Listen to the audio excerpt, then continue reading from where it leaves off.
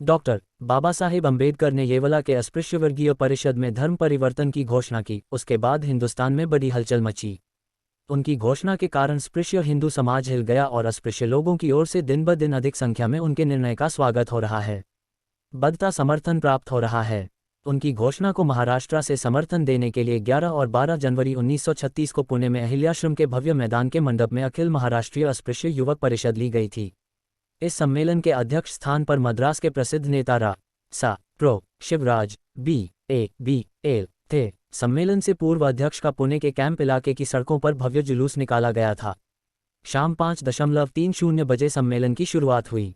इस परिषद के लिए 10,000 महिलाएं और पुरुष हाजिर थे। सभा में उपस्थित जनता में कुछ स्पृश्य हिंदू, मुसलमान और सिख समाज के लोग भी थे।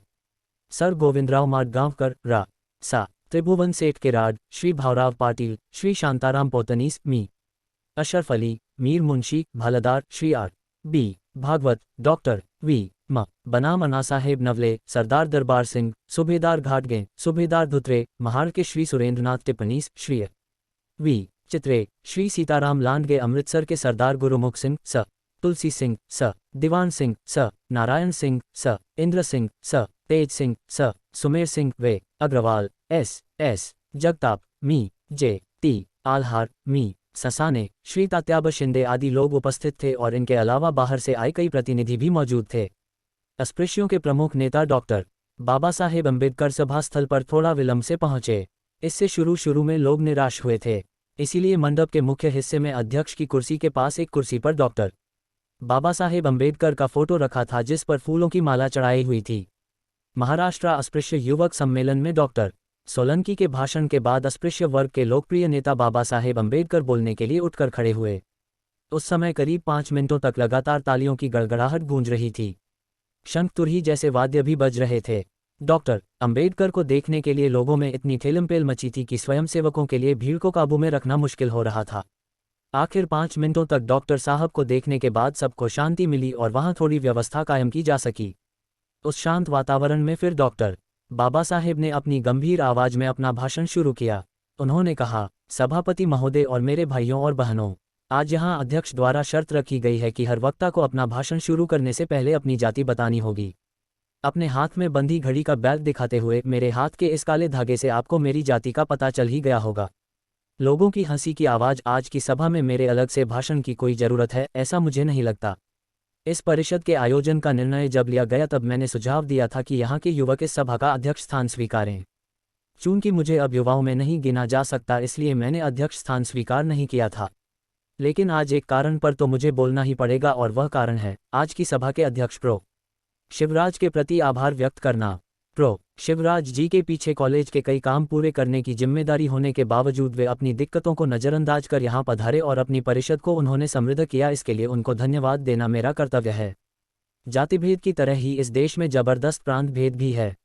अपनी उन्नति के लिए इस देश के सभी प्रांतों के अस्पृश्यों में संगठन होना जरूरी है। लेकिन प्रांतों के बीच जो भाषा भेद हैं वे अस्पृश्यों की एकता के लिए घातक हैं। उस नज़रिए से देखें तो मुंबई इलाके के और महाराष्ट्र के अस्पृश्य समाज ने मध्यप्रदेश के अस्पृश्य नेता को अध्यक्ष पद दिया, यह बड़े आनंद की बात है। संगठन के नज़रिए से भी यह बड़ी अच्छी बात है। तालियां। मैं उम्मीद करता हूं कि इसके बाद भी हम में से युवा और अधेड़ सभी इस तरह का संगठन बढ़ाकर इस देश के अस्पृश्य समाज में प्रेम और सहकारिता की भावना को बल प्रदान करेंगे। फिलहाल अस्पृश्यों का यानी अपना जो आंदोलन चल रहा है उसे संपेरे का तमाशा या वन मैन शो भी कहा जाता है।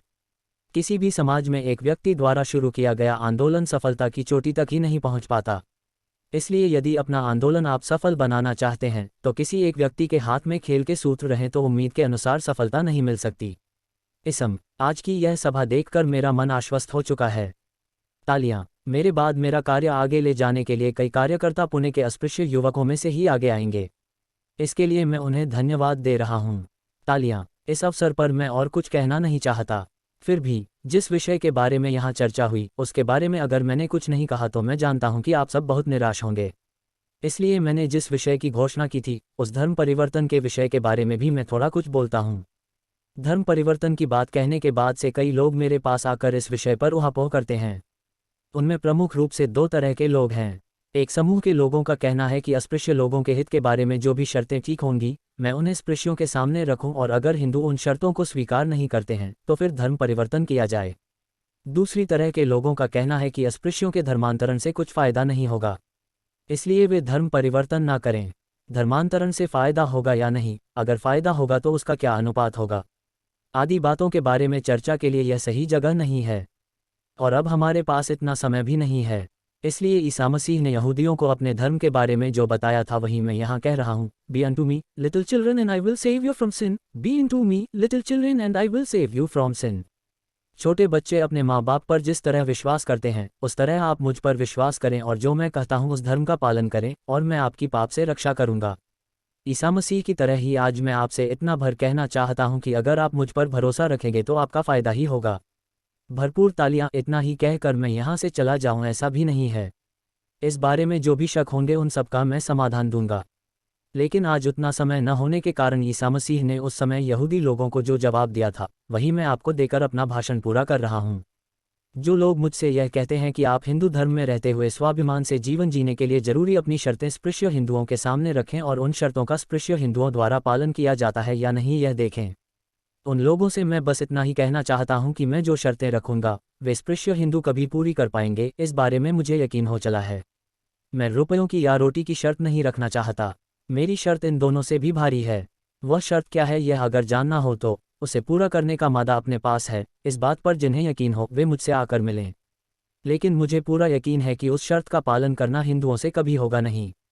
तालियां। दुनिया के हर समाज का भविष्य उस समाज के पढ़े लिखे लोगों पर निर्भर करता है। आज तक आपने कोई आंदोलन नहीं किया क्योंकि आप में कोई पढ़े लिखा व्यक्ति ही नहीं था। शिक्षा से आदमी को दृष्टि मिलती है और इस तरह से कहा जा सकता है कि हिंदू समाज में केवल ब्राह्मण ही हैं जिनके पास इस तरह का नजरिया है। वे ही शिक्षित हैं, इस बात से इनकार नहीं किया जा सकता। ब्राह्मणों के अलावा मराठा या अन्य हिंदू समाज के पास अपना दृष्टिकोण नहीं है। इस बारे में ब्राह्मणों पर बड़ी जिम्मेदारी है, लेकिन उनकी मानसिकता के बारे में अभी आपको अच्छी तरह से पता नहीं चला है। कोई भी सवाल लीजिए और पूरे समाज के कल्याण की दृष्टि से उसे हल करने का उपाय सामने रखिए। अगर उस उपाय से उनके वर्चस्व को ठेस नहीं पहुंचने वाली हो तो वे झट से उसे स्वीकार करेंगे। लेकिन अगर आपके सुझाए उपाय के कारण उनके ब्राह्मणत्व को थोड़ा सा भी नुकसान होने वाला हो तो भले उस उपाय अमल करने से पूरे राष्ट्र का भला होने वाला हो, वे नहीं मानेंगे। ऐसा समाज अपनी शर्तें पूरी करने की जिम्मेदारी लेगा, इस आशा का कोई मतलब नहीं। बिना कुछ दिए कभी कुछ मिलता नहीं। इस हिसाब से स्पृश्य या ब्राह्मण समाज से कुछ पाने से पूर्व उन्हें कुछ देना भी पड़ेगा। लेकिन क्या आपने सोचा है कि हमें उन्हें क्या देना पड़ेगा? यह बात आपकी समझ में आए इसलिए निवापसुत में भगवान बुद्ध ने जो कहानी बताई है वह मैं आपको बताता हूँ। श्रावस्ती में अनाथपिंडिक के आश्रम में रहते हुए भिक्षुओं को उद्देश्य कर बुद्ध ने कहा कि भिक्षुओं, राजा अपने आरक्षित जंगल में हिरण, जंगली भैंसा, खरगोश आदि पालता है, उनका हर तरह से ख्याल रखता है, पालन पोषण करता है, ममता देता है, लेकिन यह सब वह किस लिए करता है? उन प्राणियों को मार डालने के लिए, शिकार का अपना शौक पूरा करने के लिए। राजा उन दीन आपके ऊपर रहे इसलिए, उनके फेंके हुए दया के टुकड़े चबाकर हम हमेशा के लिए उनके दरवाजे पर उसके गुलाम बनकर पड़े रहें इसके लिए है। उन सभी लोगों से मेरा यही कहना है कि अब स्पृश्य हिंदू मेरे सामने अगर भगवान को भी लाकर खड़ा कर दे तो तब भी मैं हिंदू धर्म छोड़कर जाने वाला हूँ। तालियों की गड़गड़ाहट, जयकार की ध्वनियाँ, रणभेरियों और अन्य वाद्यों की आवाज़। अब इसके बाद स्पृश्य हिंदू अस्पृश्यों के लिए यदि कुछ करते हैं तब भी मैं जाऊँगा और नहीं करते हैं तब भी मैं जाऊँगा। तालियां। धर्म परिवर्तन किसी इक्के दुक्के व्यक्ति के द्वारा नहीं बल्कि पूरे अस्पृश्य समाज के द्वारा इकट्ठा किया जाना है। धर्मांतरण करने से हमारे लिए स्वर्ग के द्वार खुलेंगे या हम पर अमृत की धारा बरसेगी, ऐसा मेरा बिल्कुल भी कहना नहीं है। हमारे सिख, ईसाई या मुसलमान होने पर भी अपना भविष्य बनाने के लिए हमें लड़ना तो पड़ेगा ही। हम सब यह बात जानते हैं। जाहिर है कि मुसलमान होने से हम सब नवाब नहीं बनेंगे, सिख बनने पर सरदार नहीं होंगे और ईसाई बनने पर पोप नहीं होंगे। हंसी की आवाज़ कहीं भी क्यों न जाए, हमें लड़ाई तो करनी ही पड़ेगी। इसलिए लड़ाई लड़ने के लिए हमें अपनी संघर्ष शक्ति को बढ़ाना होगा। निजी फायदे के लिए हमें चोरी चोरी धर्म परिवर्तन नहीं करना है। जहां जाएंगे वहां सिर पर कफन बांध कर लड़कर अपने लिए जगह बनानी होगी। इसी निश्चय के साथ हमें धर्मांतरण करना है।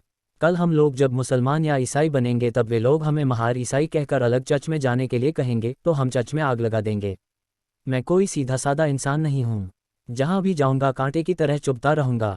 हंसी और भरपूर तालियां। इसीलिए मैं आपसे बार बार कहता हूं कि धर्मांतरण करने का निश्चय पक्का हो तो अकेले जाकर कहीं फंस ना जाना। आज ही कोई ईसाई या मुसलमान ना बनिए।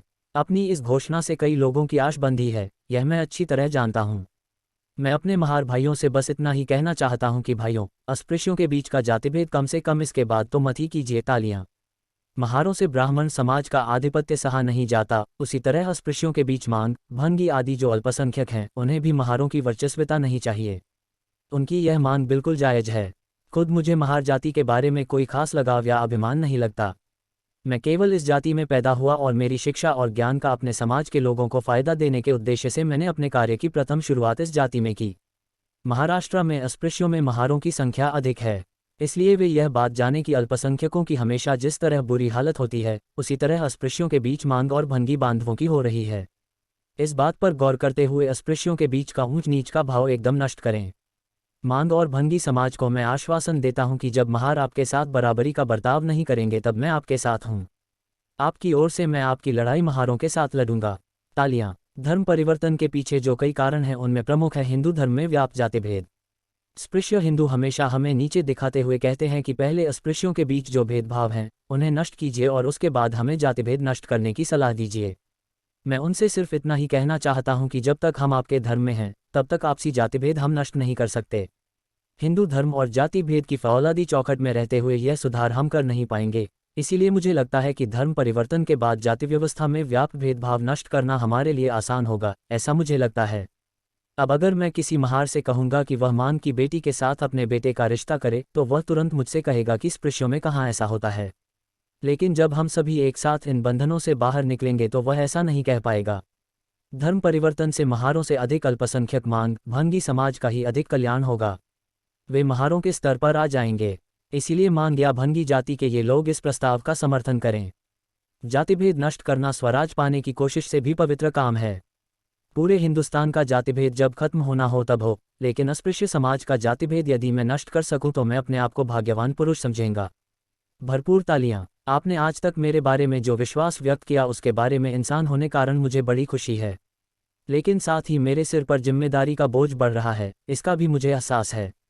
आप 7 करोड़ लोगों, मेरा जो मान सम्मान है वह मेरे ईसाई या मुसलमान हो जाने पर नहीं बचेगा, क्योंकि उस समाज में इस तरह पढ़े लिखे कई लोग हैं। उन्हीं में से मैं भी एक बन जाऊंगा। इसलिए इस तरह चलने में मेरा कोई निजी फायदा नहीं है, उल्टे इसमें मेरा नुकसान ही है। लेकिन जिन्होंने पूरे भरोसे के साथ मुझे यह जिम्मेदारी सौंपी है, उन्हें नरक में ही सरता रख कर मुझे बड़प्पन हासिल नहीं करना है। उनकी मुक्ति के लिए मैं अपना सब कुछ त्यागने के लिए तैयार हूँ। तालियां। अपने आंदोलन का कोई आधार है, इसमें कोई दो राय नहीं, वरना एक दूसरे की विरोधी 2 पार्टियों से 1 करोड़ रुपया देंगे का प्रस्ताव नहीं आता।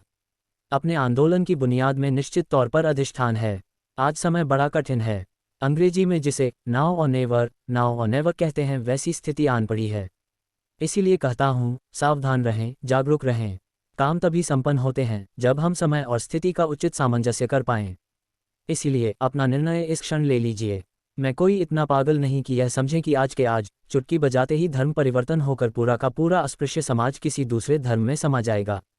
जो लोग मुझे रुकने के लिए, धीरज बनाए रखने के लिए कहते हैं, मैं उन लोगों से कहना चाहता हूं कि 10-20 सालों के बाद जो भी होना है उसकी हमें आज से ही शुरुआत करनी होगी। समयानुसार अपने आप सब कुछ होगा, यह मानकर बैठे रहने की कोई आवश्यकता नहीं है। अपने आप कुछ भी नहीं होता। 10-20 सालों के बाद अगर कोई पेड़ आपको देखना हो तो उसके बीज आपको आज ही बोने होंगे। बीज नहीं बोया तो वृक्ष नहीं, और पेड़ नहीं तो फल नहीं। इसीलिए कहता हूं, जो हमें थई रोक कहेंगे, मान लीजिए कि वे हमारे दोस्त नहीं दुश्मन हैं। अपने संकल्प के अनुसार संगठन के कामों में जुट जाए। तालियों की गड़गड़ाहट।